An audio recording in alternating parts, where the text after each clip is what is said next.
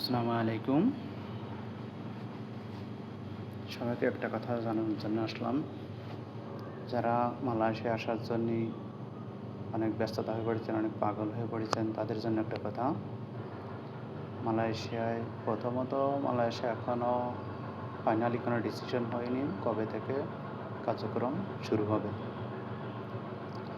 দ্বিতীয়ত যারা মালয়েশিয়ায় আসবেন তারা অনেক সাবধানেই টাকা পয়সা বা পাসপোর্ট জমা দেবেন। নিজস্ব যদি কোনো লোক থাকে, জানাশোনা বিশ্বস্ত লোক থাকে, তার কাছে জমা দেবেন। না দিলে পরবর্তীতে আপনারা প্রতারিত শিকার হবেন, আপনাদের টাকাও যাবে, পাসপোর্টও যাবে। ঠিক আছে? এখনও পর্যন্ত কার্যক্রম শুরু হয়নি। শুরু হলে যাচাই বাছাই করে তারপরে টাকা। অনেকেই মনে করেন যে মালয়েশিয়া স্বপ্নের দেশ। হতে পারে এটা অনেকের জন্য স্বপ্নের দেশ হবে, আবার অনেকের জন্য দুঃস্বপ্ন হবে।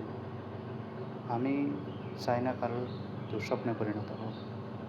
সবাই ভালোভাবে আসেন, কাজকাম করেন, যে যেখানে আসেন ভালো থাকেন, সুস্থ থাকেন। আল্লাহ হাফিজ।